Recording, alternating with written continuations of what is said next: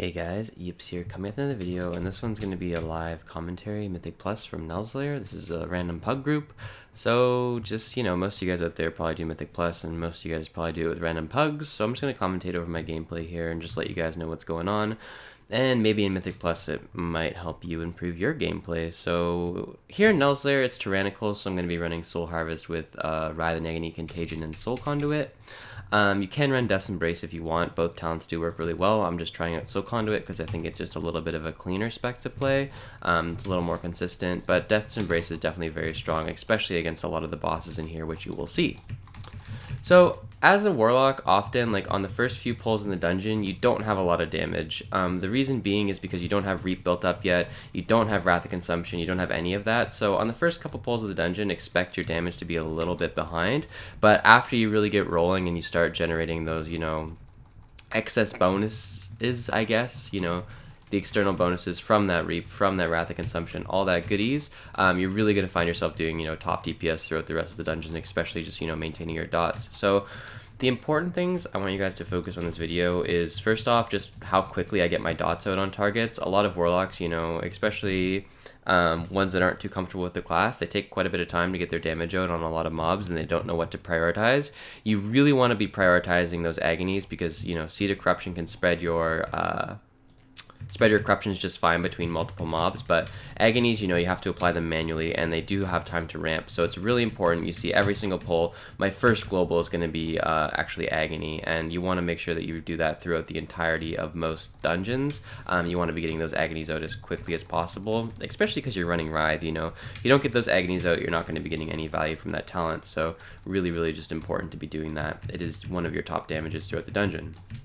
Now, aside from just getting your agonies out, your Seed of Corruptions, there's a lot more to a Mythic Plus than, just dealing damage. There's a lot of things you can abuse on specific bosses. There's a lot of different mechanics that you can actually do in order to maximize your DPS on a lot of different pulls. It's really, really important that you know these things, like for example, how to cheese the first boss as an Affliction Lock, how to cheese the second boss, how to maximize on the third boss, and then obviously the last boss. So there's different things you can do on the bosses to increase your DPS as an Affliction Lock that are really, really important and aren't just, training dummy scenarios. And that's what I really want to focus on in videos like these, is you get to the first boss and you're going to be able to do 3 million DPS every single time once you get there, right? That's going to be a pretty good feeling. So hopefully after watching this video, if in Nelths Lair, if you're not crazy owning on the first boss, and actually I run with a lot of Warlocks in my groups, and often they don't crazy own on the first boss, so maybe after watching this I'll get a few more locks in my groups that are able to destroy the meters on this next guy. So Rockmora is just one of the best Affliction Lock bosses in the game. Simply speaking, he is the ideal boss for Affliction. You will constantly have 5-stack Wrath of Consumption, you will constantly have Reap, infinite shards. It's just great. So here what I'm doing is I'm actually killing these fish. Not a lot of Warlocks do this, but what you can actually do is you can come down here, you can kill these little fishies, and what they give you is Wrath of Consumption. So after you finish that trash pull, you already have Wrath of Consumption, but by coming down here and killing these fishies, you're actually able to extend that Wrath of Consumption in order to bring it into the boss. Really, really important for you to do that there. If you don't do that and you're not extending your Wrath of Consumption, you're going to start the boss with a ridiculous amount of less DPS. So see here, what I'm going to actually be doing is going to be proccing my Soul Harvest on these Skitterers, and I'm just going to be casting UAs on them and draining them when they're about to die. This is the best way to maximize your DPS on this boss. It's just to, UA the Skitterers, drain them when they're about to die, get that shard refunds, and pump all of those additional UAs back into the boss. These Skitterers here that get shattered, you just drain them for the additional shard when they do die. So this boss is just about being really fast, constantly maintaining as high uptime on as many UAs on the boss as you can, and then also just padding shards off of the mini ads here. So that's what I'm going to be doing this entire fight. So I'm going to send my pet over there, he's going to go ahead and stun those ads, procs a Foos for me, going to bring him back.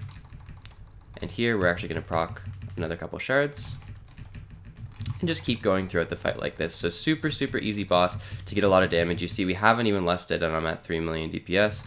That's probably because we just don't have a lust in the group and no one in the dungeon bought drums, which is fine. Sometimes that happens. But it still should be no reason to do low damage on this boss as an Affliction Lock. Death's Embrace is obviously extremely, extremely powerful on this boss fight, simply due to the fact that you have infinite shards anyways, so Soul Conduit loses a little bit of value in that sense. Well, not infinite shards, but you know, you have much higher than normal here, so I'm going to proc my Safuz again. And since you have a higher than normal shard count, Soul Conduit isn't necessarily needed to do maximum amount of DPS to this boss fight. You can just, you know, run something else, but here, I'm going to kind of stop focusing on the ads and just kill the boss, because he's, you know, a couple percent. But yeah, obviously Affliction, freaking crazy on this boss fight. Make sure you're doing what I was doing to those ads there. It's a very simple boss fight to DPS, just not a lot of Warlocks know how to do it properly. You see there, even without Lust, I was close to 3 million DPS, and with Lust, I would have been, you know, miles and miles above. Really, really good. So, on the way to the next boss, some important things to note is your Soul Harvest is coming off cooldown after you kill that boss. The main reason is because, you know, you used it at the start of that pull, so use your Soul Harvest. That's just what I'm going to say. Use your Soul Harvest on one of these next trash pulls, because it will be up before the second boss. You want to get as many uses of Soul Harvest efficiently out through the dungeon, and since it is off cooldown, you do want to use it on one of the next trash pulls. Now, the trash pull that I'm going to be using it on is going to be the one with the 2 pelters and the guy that casts the avalanche, the breaker. Because that tends to be the harder pull of the dungeon in terms of like actually able to manage the damage output. Plus, if your tank's kiting it, you want them to die quickly before either the tank loses aggro, which probably won't happen, or they catch up to the tank, which is much more likely, and they start pelting your raid group. So just making sure that I'm going to be doing that on the next spot or the next trash pull after this drummer. Really good thing to do. Okay, so we're just going to kill this drummer. Make sure you kill the drums too, or you'll be stuck in combat with them. Plus the drums do give you free Reap and Wrath of Consumption, which is pretty nice as well. So just kill the drum as well, the drummer, as an Affliction Lock. And we are going to pull this. Hopefully my... we might be in combat with this ad too. Actually, I'm not sure. Because we did pull the Croc. I'm going to try to pull my pet back here. Oh, that's not my pet. That's his pet. So yeah, this pull is going to be the one that I'm going to be Soul Harvesting on, so just look out for that. And so the way you do this is you precast Wrath of Consumption, cast Agony 3 times, Soul Harvest, stun with your Infernal to proc your Safuz, and then you're just going to go wild. So see here, I'll pre-pot, precasting Seed as the tank runs in, 3 Agonies right away, Soul Harvest, stun, and just go absolutely buck wild. So that's pretty much all there is to this pull. Like after you've done that, you already have such a good like baseline of DPS that it's just going to keep going up and up. I think the damage meter is fucked right now because we're stuck in combat with that guy over there. But this pull I was actually doing, for sure, was doing crazy amounts of DPS. You hear the tank, you know, we're stuck in aggro with this, but that pull died extremely quickly because I did use all my cooldowns. We're just going to come back here and kill this really quickly. And it's not bad to kill this too. It gives good percentage. It gives a lot of good stuff. So this trash is actually fine. So that was our kind of a pop. That was the Soul Harvest. Sometimes on fortified dungeons, you'll actually be able to get 2 Soul Harvests off before the next boss with a bad group. With a good group, it doesn't usually happen, but if you're able to get 2 Soul Harvests off, there is another pull similar to that in the back of the room next to the next boss. I'll show you guys where you can also use your Soul Harvest. But other than that, you know, just right here is usually a pretty good spot. So now we're going to be moving on to this trash pull. It's the Vile Shard and the Shaper. Just want to make sure you're proccing your Safuz. When I proc my Safuz, usually on this is when the Vile Shard hunk casts this Piercing Shards. It just interrupts it and makes the life a little bit easier for the tank. And you get your Safuz proc anyways, so it kind of helps your group out. Kind of just something unique to do. You can also controversially pull an Interrupt pet out here and interrupt the Shaper on Fortified difficulty. On Tyrannical, he's usually not too much of a deal, but on Fortified, he really does screw up your group quite a bit. So yeah, just moving on to the next trash pull. If you're just starting out as a Warlock in Mythic Plus, and a lot of this is pretty complex and hard to take in, really the most important thing that I'm going to try to emphasize in this dungeon is just get your dots out quickly, right? Like you see, I'm not wasting any time getting my 4 dots out, or whatever, my 2 corruptions and 2 agonies, and then just sitting here planting my feet and just casting UAs over and over and over again.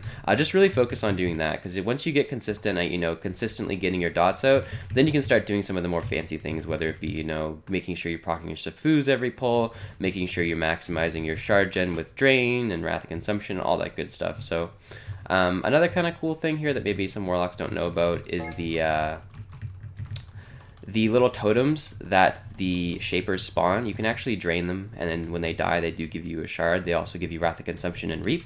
So whenever you're fighting against a Shaper and you see that little circle thing coming out, you know that an ad is going to spawn soon, or one of those totems. It doesn't really do anything, but killing it does give you beneficial in terms of damage and shards and stuff. So if you're with a really good group, like see this totem here that's about to spawn, if you're with a good group, make sure you kill that totem just like this. Gives you a shard, gives you some reap. It's more beneficial for you to do that than any other class, so may as well, you know, get that. Alright, so this is the pull that I was talking about over here, this pelter and these, the breaker. This is the pull I was talking about where you can soul harvest, so see my soul harvest is up here again. We are going to actually pull all of these, so I will soul harvest here just because it could be a pretty rough pull if I don't. Just because these mobs are not too friendly. Another good point is you can actually max range these mobs as well, but if you are running with a melee DPS, you do not want to max range. The reason being is because then if you do max range all of these mobs, your melee will be the one taking all of the pelter hits and he'll just die instantly. So you want to make sure that your melee doesn't die instantly. You can stay in range there. It's really, really good. Alright, so Ularog is next boss. It's okay that we soul harvest there on that trash pull because we're only going to get one soul harvest off on him anyways. And what we can actually do is we can use our soul harvest during one of the down phases. And what I mean by that is he's going to go down a second time, and when he does go down a second time, we can just, you know, agony all of the totems and get a really good soul harvest off there. So just switching my gear to Pride As and Helmet for this fight. Before I was using Helmet and Safuz. We're just going to go wild on this guy. So important tips on this boss, he does spawn some totems.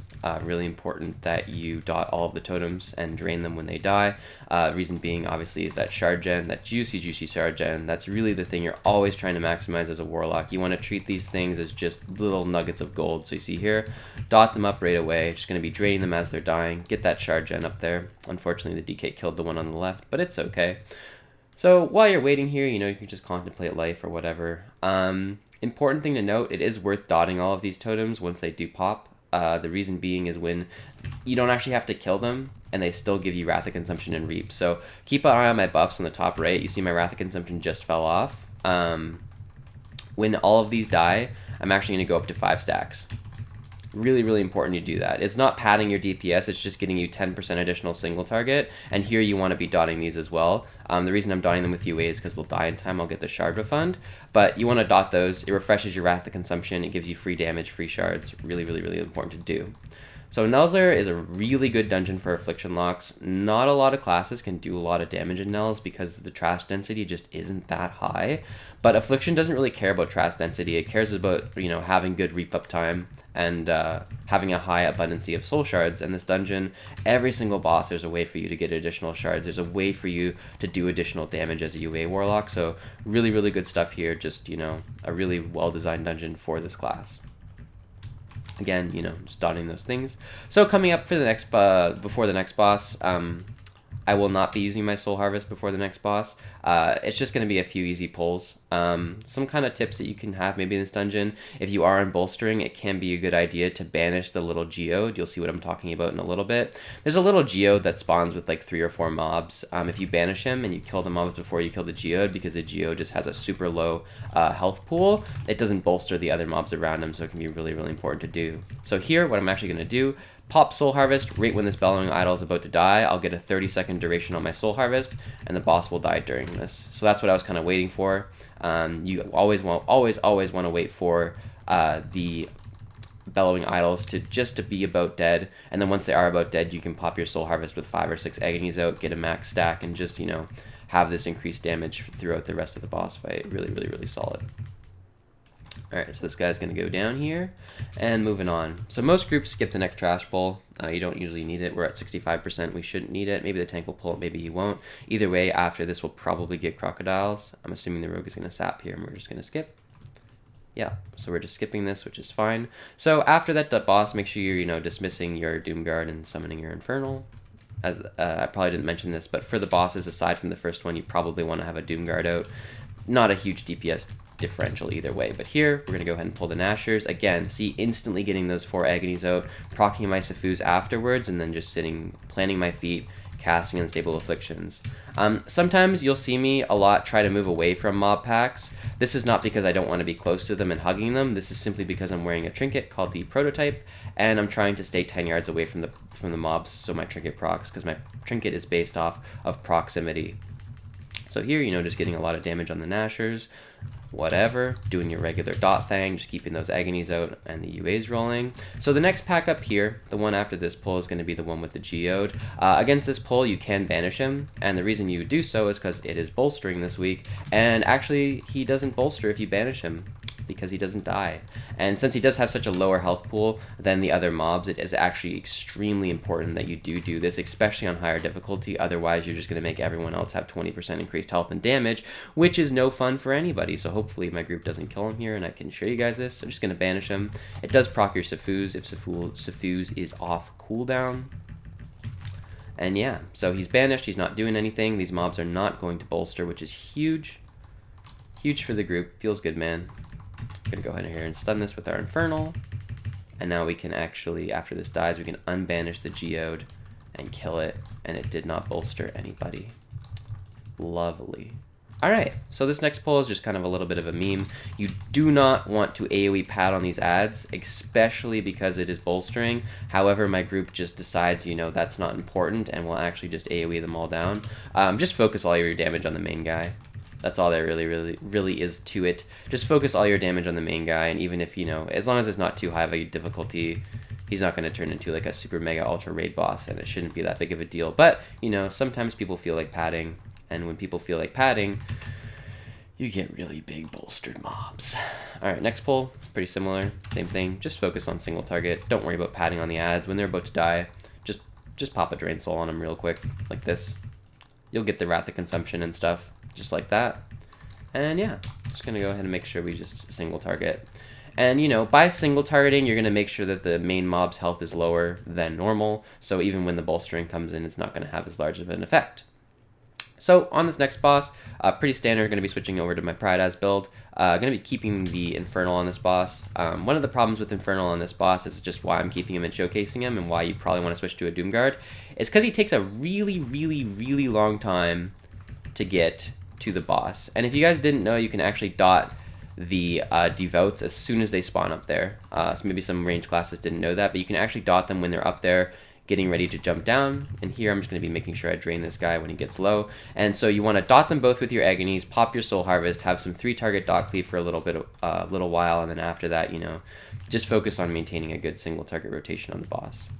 In Mythic Plus, you have a lot more shard gen than normal, so you get to play a little differently than you would in Raid. You get to spend a lot more soul shards than you would normally. In a Raid, obviously, environment, depending on the boss, you're going to be spending shards as if they're very precious gold. You're going to be, you know, limiting your usage on them.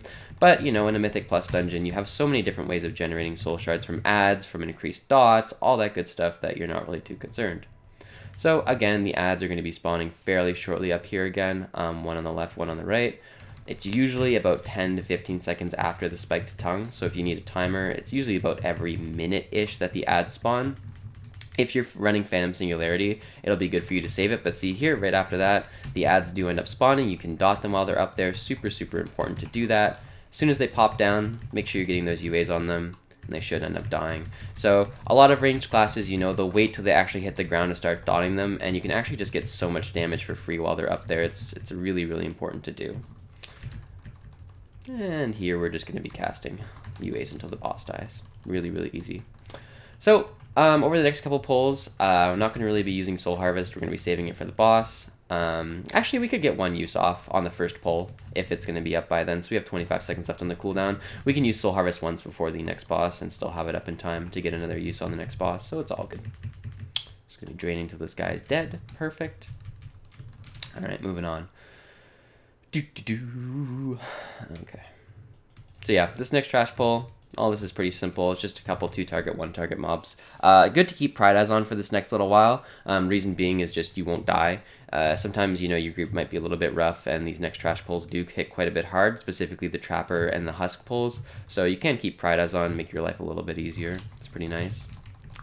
So last boss is coming up. A couple things to note on the last boss is you can use Safuz on him if you want. The way that you proc it is you stun the ad that spawns on the last boss. You can stun him with your Infernal. I don't recommend it. The reason being is, generally speaking, stunning that ad is inefficient. You want him to get to the totem poles as fast as possible. And in general, your Safuz proc only really helps you DPS that ad, and DPSing that ad is not really that important because he takes so much damage. Doomguard will just be more boss damage in the end. I might end up not switching just because I'm lazy and I don't feel like spending the shard on a lower difficulty, but on a higher difficulty, I think Doomguard is definitely best for this next boss. Okay, so these pulls, tend to be pretty hard. Kind of a cool tip that you can use. Generally, you don't want to do this as a lock because you want to try to bait out as much damage on yourself as you can. What you can actually do is you can stand under the scorpion's tail, like right here where my mouse is kind of pointing to, like right behind him, and he won't actually hit you. However, me being an Affliction Lock, and also it's not fortified, I have no problem standing out and tanking, because if I need to, I can just sit here and tunnel drain soul, until my life is, and at a comfortable level and I don't feel like I'm under pressure anymore and the healer's caught up. So again, just going into this next trash pull, easy peasy. Then we'll do the boss, dungeon over, fucking GG, fucking get the chest, get the win, get the W, get the deeps. Easy peasy. So yeah, just gonna make sure we're doing our proper rotation here. So you see here, I'm saving Reap on this pull, I'm saving it for the boss. It's not always a good idea to do that, especially on some weeks. You want this trash to die as quickly as possible. But, this week is a little bit of an exception. It's not really a particularly hard week for trash, especially on a 16. It's just tyrannical. So I don't actually have to use Reap here. I can save a nice, juicy 12 stack for the boss and just really pop off on him. So here on this boss, you want to save your Soul Harvest for the 100% damage increase. Pretty good to do. Also, you get an additional, 4 seconds on your Soul Harvest from using it on an extra mob. So here we're just going to be, not casting too many UAs actually in the opener. You want to be saving those because they are a precious resource here, because you need to have a lot active for this ad. So here I'm just, doing 2-target gameplay, maintaining 1 UA on the boss aside from procs. And then as soon as this ad is about to hit, I'm going to pop our Soul Harvest, go absolutely wild on him, and just drain him when he's about to die, get those shards back, and then throw it into the boss. Boom. Damage. Damage, damage, damage, damage. So some other tips on this boss is actually, as a ranged DPS, you actually don't want to be doing what I'm doing. You want to be standing relatively close to him. The reason being is you want to pop these spikes within melee range, just so the ad runs into them a little bit faster. It's not a huge deal. Generally speaking, it doesn't matter too much, but on higher difficulties, when you're really trying to maximize, and this boss is pretty scary, you definitely want to be proccing these closer to the boss rather than further away, especially if you don't have a Death Knight tank, to grip them into these spikes, just so you can get that ad stun faster and you can have all of your DPS active for longer rather than, trying to escape that ad, especially, if it targets the melee DPS and they have to run away a long distance just to get the ad stunned. Definitely not good. So here I'll move in a little bit. No reason to be so far away from the boss. So here we're gonna get our next ad. And actually, at this point, you want to be ignoring the ad. The boss is low enough to where you just want to treat the ad as additional shard gen. There's no reason to pad your DPS on him. Your DPS is already high enough as a UA Warlock. Just focus on the boss. Let this ad get stunned. You do not have to kill him. He's no reason a threat here. The boss is going to die before this ad ever becomes some sort of an issue. And, even if we did have to hard swap to the ad, which I don't believe we're going to have to do, it shouldn't be too bad here. So we're going to get one more set of crystal spikes, so the ad will stun himself again here, hopefully. Or not. Okay, this might be a little bit of a problem. Our DPS is lower than expected. Usually if the boss is at 20%, he dies. Alright, here he goes. So we're okay. Boss does end up dying. Ad wasn't an issue. Don't look like a complete idiot. And you get your fat nothing out of the chest. So yeah, that's how to DPS this dungeon as a Warlock. Pretty solid stuff overall. My overall wasn't as high as it should have been because we were in combat a couple pulls. So my DPS, didn't get to reset. But overall, we did pretty well in this dungeon. It is a really strong dungeon for AF Warlock. Hopefully you guys take the tips away from this dungeon. Hopefully it helped you out, learn how to DPS a little bit in it. There's a lot of cool stuff happening, especially, the fish and the first DPS on the first boss, and then also, managing your uses of your cooldowns throughout the entire dungeon. So hopefully this was enlightening for all of you. Hopefully you guys like this video, and I will see you guys later.